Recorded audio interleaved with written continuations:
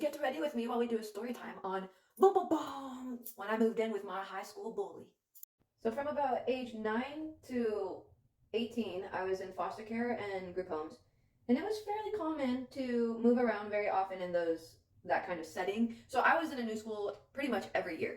Now junior year rolls around, I enter a new school, and the two things that are common when you are the new kid constantly in school that you'll notice is that one, the bullies love you. Two, other kids love you because you're like the new shiny toy. I have really severe medical conditions, so that also attracted attention from other students. So from the get-go, there was this girl Tabitha and this girl Jessa that just immediately from the get-go started drama, started spreading rumors about me, started saying shit, it wasn't great, gave me the stank face in the hallway, glared at me all the time, but on top of that, would not just hate on me and be mean and spread all the shit, would copy the stuff I would do. So around my junior year, I needed a place to stay because the placement I was at wasn't working out. And I was just letting my friends know that I was going into a group home, and Tabitha was standing by. And she overheard the conversation, and reminder, this is one of the girls that would just like be utterly fucking mean to me. So she came up to me and she's like, hey, I heard you need a place to stay. Do you want to live with me and my mom? And I was like, well, I'm a foster kid. I would love a home, so of course. So I ended up moving in with them, and that was okay for a bit. It was really annoying because I had 19 cats, and it was like a really 800 square foot place. And these cats pooped and vomited everywhere because they weren't given the best food, so that was annoying. But for the first few weeks, it was pretty good. I'm trying to prevent a part two, but from there, things just started going downhill. She would do things to purposely get me in trouble, and on top of it, let's just say after living with her and her mom, I understand why she was a bully.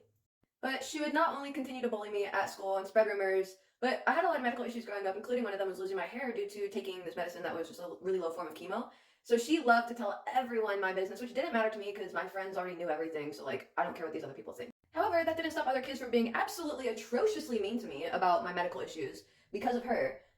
So she just bullied me a lot, and while I was living with her, and on top of that, she would once again copy everything I would do. She literally absorbed my whole personality. Anything I would say, certain words I would say, she would start latching onto certain phrases, etc., etc. So she just pretty much took on my whole personality. I would wear something and she would go into her room and change into the same exact thing, yet she would bully me for what I'm wearing. Her mom and her would have crazy fights, and that was distressing as fuck, especially from the environment that I came from.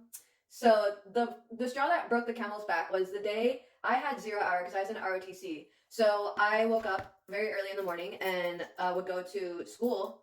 I woke up the day that I needed to go to color guard, and I did this every morning. I was committed to it.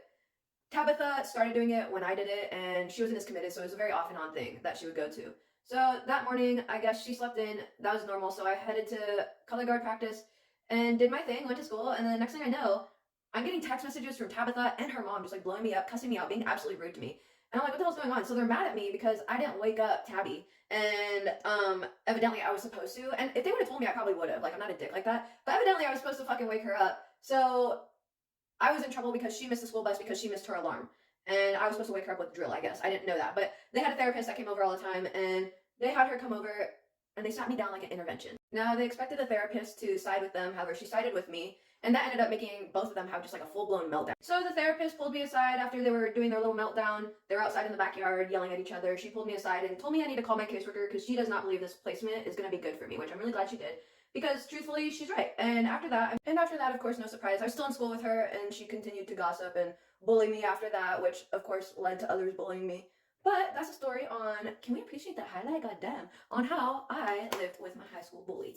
I hope you guys have a great day. Be kind to people, okay? Don't forget to hydrate. I love you. Take care of yourself. Also, here's the final look.